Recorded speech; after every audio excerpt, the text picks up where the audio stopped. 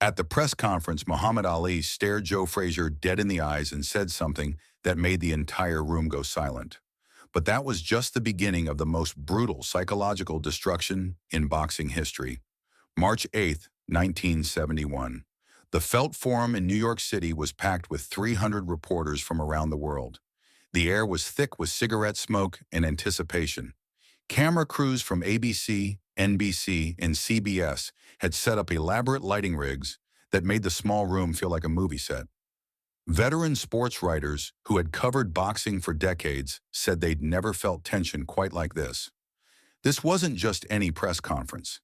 This was the build-up to the fight of the century, the first time two undefeated heavyweight champions would face each other in the ring. The room buzzed with nervous energy. Beat reporters checked their recording equipment multiple times. Photographers positioned themselves strategically around the long table where both fighters would sit.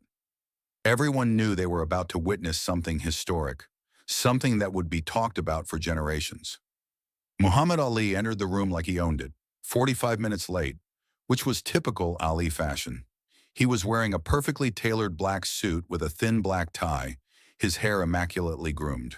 3 years of exile from boxing hadn't diminished his confidence one bit. If anything, being stripped of his title had made him hungrier, more dangerous, more calculating than ever before. Joe Frazier was already seated at the table, the legitimate heavyweight champion, the man who had taken Ali's throne while he fought the U.S. government.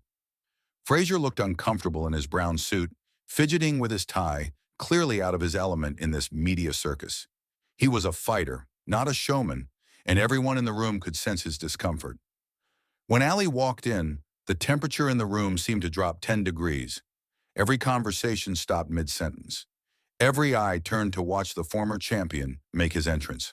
He moved with that distinctive Ali swagger, head held high, scanning the room like a predator surveying his territory. The contrast between the two men was immediately striking. Frazier, the legitimate champion, looked like he'd rather be anywhere else in the world. Ali, the exiled former champion, looked like this press conference was exactly where he belonged, like he'd been born for this moment. "Ladies and gentlemen," the moderator began, his voice shaking slightly from the tension, "Muhammad Ali and Joe Frazier."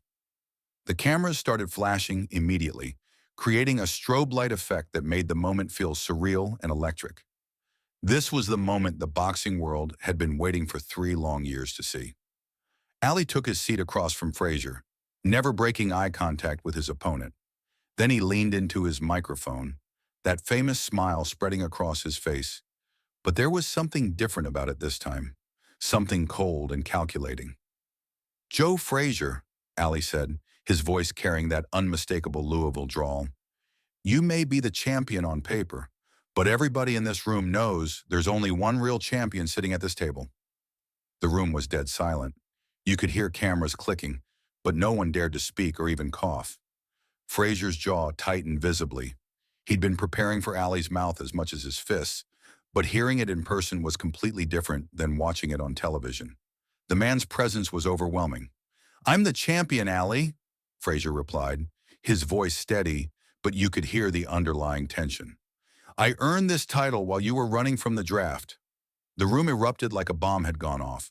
Reporters scrambled to capture every word, pens moving frantically across notepads. Flashbulbs popped constantly, but Ali just smiled wider, like Frazier had just walked directly into a carefully laid trap. "Running from the draft." Ali leaned back in his chair, completely relaxed, like he was discussing the weather. "Joe, I didn't run from anything. I stood up for what I believed in while you crawled on your hands and knees to pick up the scraps of what I left behind." The insult hit Frazier like a physical blow. His hands clenched into fists under the table where the cameras couldn't see them. "I didn't pick up scraps, Ali. I beat every man they put in front of me. You beat tomato cans and old men," Ali shot back, his voice getting sharper, more cutting. "You never fought nobody real. The closest you ever got to a real champion was watching me on television from your living room couch." Howard Cosell, sitting in the front row, was frantically scribbling notes. He'd covered Ali for years, but he'd never seen him this calculated, this deliberately cruel. "Tell me something, Joe," Ali continued, his voice dropping to barely above a whisper that somehow carried throughout the entire room. When you go home at night, when you look in the mirror while brushing your teeth, do you really believe you're the champion? Or do you see what everybody else sees? A substitute, a placeholder, keeping my title warm until I came back to claim what's rightfully mine. Frazier was breathing heavier now. His trainer, Eddie Futch, was trying to catch his eye from the back of the room, signaling him to stay calm, but Frazier was completely locked in on Ali. "I am the champion," Frazier said, but his voice wasn't as strong anymore. The confidence was cracking. "You're the white man's champion," Ali said, and the room gasped audibly. Several reporters actually stopped writing, shocked by the bluntness of the accusation. They couldn't stand having a proud black man who spoke truth to power wearing their precious title, so they gave it to you, their good Negro, their safe Negro, their Uncle Tom. That's when he leaned forward, pointed directly at Frazier with his index finger, and said the words that would haunt Smokin' Joe for the rest of his natural life. "Joe," Ali said, his voice dropping to a whisper that somehow carried throughout the entire room, "when I'm done with you on March 8th, you're going to wish you never heard the name Muhammad Ali." The room fell completely silent. It wasn't trash talk. It wasn't bragging. It was a promise delivered with such cold certainty that even the hardened boxing reporters, men who had seen everything, felt a chill run down their spines. The veteran writers had heard Ali's boast for years, but this was different. This felt like prophecy. But what Ali did during that press conference was nothing compared to what he was about to do in the ring. Over the next few weeks, as the fight approached, Ali turned his attention to something more dangerous than physical preparation. He began studying Joe Frazier's psychology, looking for weaknesses that went deeper than boxing technique, deeper than anything that could be fixed with training or strategy. This wasn't accidental or improvised. Ali had spent his 3-year exile not just fighting legal battles and staying in shape, but studying human nature with the intensity of a graduate student. He'd read books on psychology, talked to psychiatrists, learned about manipulation and mind games. He understood that boxing at the highest level was 90% mental, and he was determined to win that mental war before they ever stepped into the ring. Every morning during his training camp, Ali would wake up at 5 a.m. and spend the first hour of his day reviewing footage of Frazier's fights. But he wasn't watching Frazier's boxing technique or studying his combinations. He was studying his facial expressions, his body language, looking for tells that revealed his mental state and psychological vulnerabilities. "Look at his eyes when he gets hit hard," Ali told his trainer, Angelo Dundee, while watching tape of Frazier's fight against Jimmy Ellis. "See how he blinks twice real quick? That's fear showing through. He's tough as nails, but he's scared deep down. That's what I'm going to exploit." Ali had always been a student of human nature, but his forced exile had sharpened that skill to a razor's edge. He understood that boxing wasn't just about physical skills. It was about breaking your opponent's will to fight before the first punch was even thrown. And Joe Frazier, for all his toughness and determination, had one fundamental weakness that Ali had identified during years of careful observation. Frazier desperately needed respect and validation. Growing up dirt poor in South Carolina, picking vegetables in blazing heat for pennies, being overlooked while Ali got all the attention and glory, constantly being called Ali's substitute champion, it had created a deep hunger for recognition that was eating him alive from the inside. "Joe's whole life is about proving he belongs in the same conversation as me," Ali explained to a close friend during training camp. "He needs people to love him, to respect him, to see him as legitimate. That need is going to be his downfall because I'm going to use it against him." Ali's psychological attacks became more sophisticated and calculated as the fight approached. He wasn't just randomly insulting Frazier. He was systematically destroying his self-image with surgical precision. Joe Frazier, Ali told reporters in interview after interview during the weeks leading up to the fight, is nothing but an Uncle Tom. He's the white man's champion. They gave him my title because they couldn't stand having a strong black man who spoke his mind wearing the crown. The Uncle Tom comment was particularly devastating because it attacked Frazier's identity as a proud black man. Frazier had grown up in the segregated South, had faced the same racism and discrimination as Ali, but he'd chosen a different path, working within the system rather than rebelling against it. He's not even a real champion, Ali continued in interview after interview, on every television show that would have him. He's just keeping my title warm, a temporary champion for a temporary time. The attacks weren't random insults thrown out in anger. They were calculated, surgical strikes designed to make Frazier doubt himself, to make him angry and emotional, to throw him completely off his game. Ali was systematically rewiring Frazier's brain, making him think about respect and legitimacy instead of boxing strategy. Frazier was furious, but he tried to stay focused on boxing. I ain't no Uncle Tom, he told anyone who would listen. I earned this title. I'm going to show Ali and everybody else who the real champion is. But Ali wasn't finished. 3 days before the fight, he escalated. Joe Frazier is so ugly, Ali announced on national television, that when he cries, the tears turn around and go down the back of his head. The audience laughed, but Frazier didn't find it funny.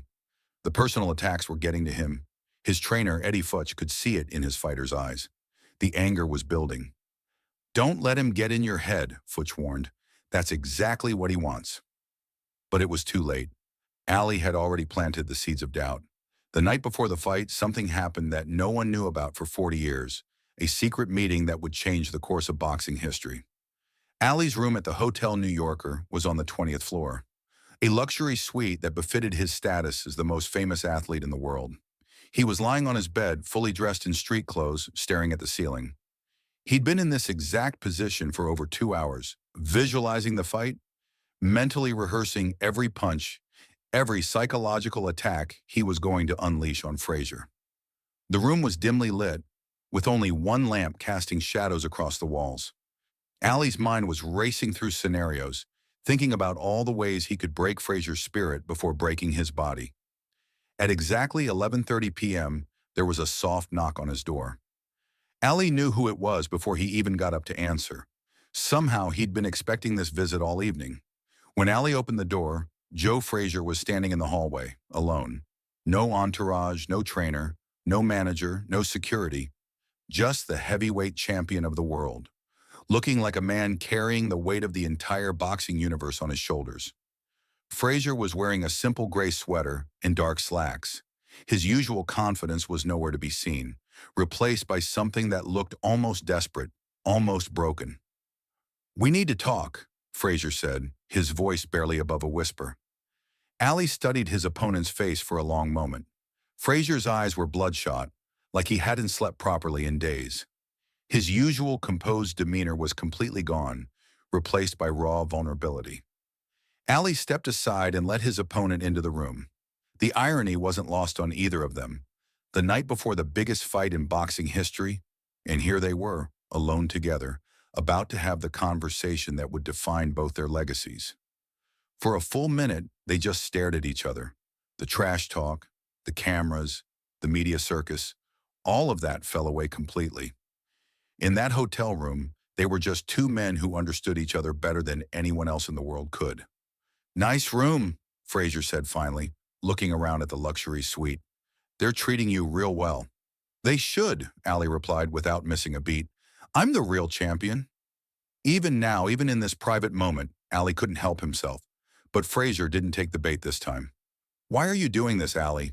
Frazier asked, his voice breaking slightly. The Uncle Tom stuff, all the disrespect, calling me a white man's champion.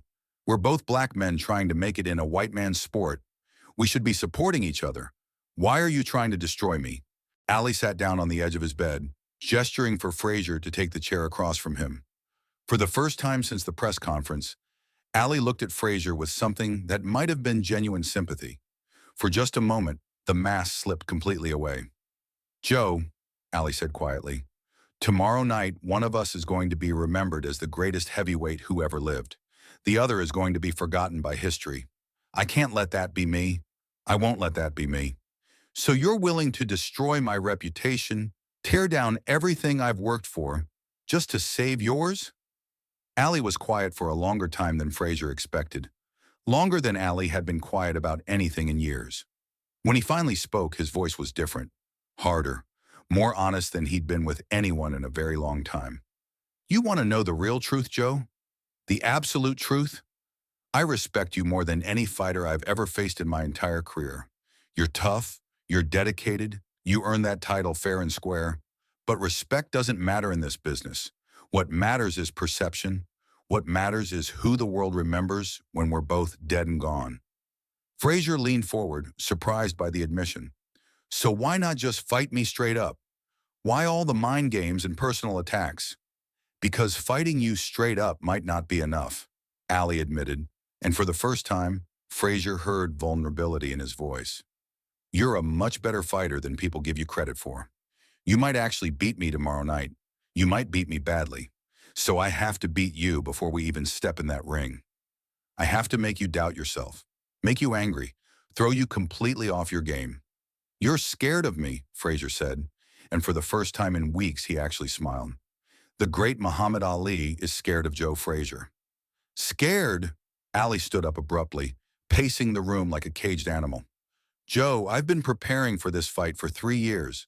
Not just physically, mentally, psychologically. I know exactly what I'm going to do to you in that ring tomorrow night. The press conference, the interviews, the insults. That was just softening you up, getting you ready. Tomorrow night, I'm going to break you. Not just beat you, break you completely. The confidence was back in Ali's voice, but Frazier could hear something else underneath it. Something that sounded almost like desperation. You know what your problem is, Joe? You want everyone to love you. You want to be the good guy, the respectable champion, the one everyone roots for. But being loved and being remembered aren't the same thing. I'd rather be hated and remembered forever than loved and forgotten next week. Frazier felt something cold settle in his stomach. You can't intimidate me, Ali. Not here, not tomorrow, not ever. I'm not trying to intimidate you, Joe, Ali said, sitting back down and leaning forward until he was inches from Frazier's face. I'm telling you what's going to happen. Every time we clinch tomorrow night, I'm going to whisper something in your ear that's going to eat away at your confidence. Every single round, I'm going to remind you that you're not the real champion, that you're just keeping my title warm until I take it back. The fight will be won in the ring, not with words. Will it? Ali smiled that cold smile again. Joe, I've already won. You coming here tonight, begging me to stop the psychological warfare. That proves it worked perfectly. I'm already living rent-free in your head. Frazier stood up abruptly, his fist clenched. You think you know me, but you don't know anything. I know you better than you know yourself, Ali shot back. I know you lie awake at 3 in the morning, wondering if you really earned that title, or if you just got lucky because I was gone. I know you wonder what people will say if you lose to me tomorrow. I know you're terrified that everything I've said about you might actually be true. The words hit Frazier like physical blows because some of them were absolutely true. He had wondered. He had doubted. The psychological warfare was working exactly as Ali had planned. That conversation lasted another 30 minutes, but neither man would ever speak publicly about what else was said that night. They talked about their childhoods, about growing up black in America, about the pressure of being symbols for their race. They talked about fear and doubt and the crushing weight of expectations. When Frazier finally stood to leave, he looked like a man who had seen his own future written in stone. But there was something else in his eyes now, a grim determination that hadn't been there when he arrived. March 8th, 1971. Madison Square Garden. 20,372 people packed into the arena, with millions more watching on closed-circuit television around the world. The fight of the century was about to begin. As the fighters made their way to the ring, the contrast was obvious.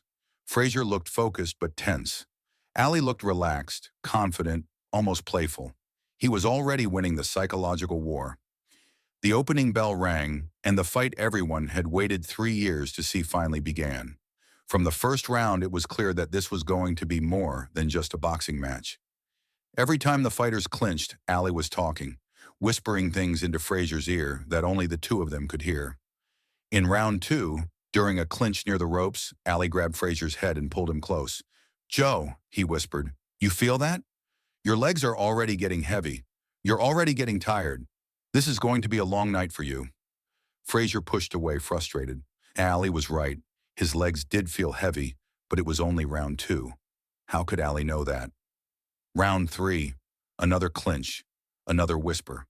Look at the crowd, Joe. They're not cheering for you. They came to see me destroy you, and I'm just getting started. By round 5, Ali's psychological warfare was in full effect. Every jab came with a comment. Every combination was followed by a verbal assault. Is that all you got, Joe? My grandmother hits harder than that. You're breathing heavy already, champion. How you going to last 15 rounds? The whole world is watching you get embarrassed, Joe. Frazier was fighting two opponents, Ali's fists and Ali's mouth, and slowly, gradually, the constant stream of psychological attacks was breaking him down. But the most devastating moment was still coming. Round 11, both fighters were exhausted, bloodied, beaten up. Frazier's eyes were nearly swollen shut from Ali's precise jabs.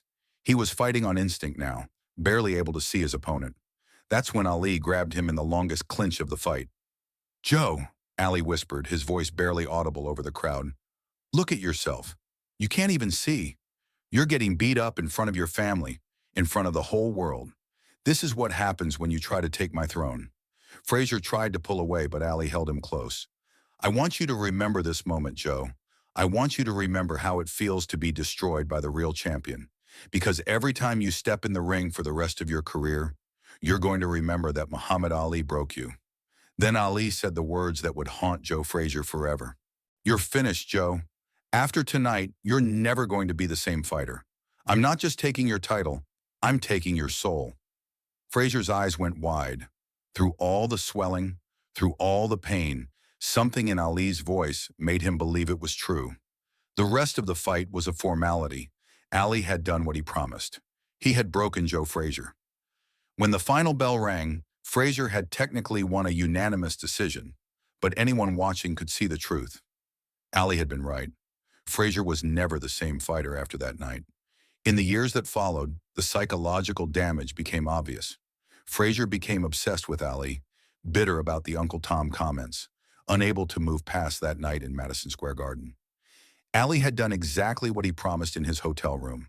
He had broken Joe Frazier, not just physically, mentally, emotionally, spiritually. The rematch in 1974 was a different Ali and a different Frazier. Ali was more confident, more focused. Frazier was more tentative, more vulnerable. The psychological scars from their first fight were obvious. Their third fight, the Thrilla in Manila, in 1975, was where Ali completed his psychological demolition of Frazier. By the 14th round, Frazier couldn't continue. He was physically and mentally exhausted. After Manila, Frazier never fought for a championship again. He never recovered from what Ali had done to him in those 3 fights. 40 years later, when sports writers asked Frazier about Ali, the bitterness was still there. The psychological wounds had never healed. He took everything from me, Frazier said in a 2011 interview, just months before his death from liver cancer. My title, my reputation, my peace of mind. He didn't just beat me in the ring, he destroyed who I was as a person. That's what people don't understand about Ali. Yes, he was great. Yes, he was talented. But he was also willing to destroy another man's spirit to get what he wanted. That's what made him so dangerous. Not his speed or his power, but his willingness to break you from the inside out. The interviewer asked Frazier if he had ever truly forgiven Ali for the psychological warfare, for the Uncle Tom comments that had haunted him for decades. Frazier was quiet for a moment. When he spoke, his voice carried years of pain. You can't forgive someone for stealing your soul. That's what he did. That's the real legacy of Muhammad Ali versus Joe Frazier. It wasn't just about boxing. It wasn't just about who was the better fighter on any given night. It was about psychological warfare taken to its ultimate extreme, about the price of greatness, and about what happens when one man's ambition collides with another man's dreams. Ali had proven what he always claimed, that he was the greatest heavyweight who ever lived. But he had also proven something much darker, something that revealed the true cost of his greatness. He was willing to destroy another man's soul, to tear apart another human being's self-worth, to achieve his own immortality. The words Ali whispered to Frazier in round 11 of their first fight, "You're finished, Joe. After tonight, you're never going to be the same fighter. I'm not just taking your title, I'm taking your soul," turned out to be pure prophecy. Frazier was never the same fighter, never the same man. That's how Muhammad Ali destroyed Joe Frazier's career with one sentence. Not with his fists, but with his mind. Not through physical domination, but through psychological annihilation. The greatest mental victory in boxing history.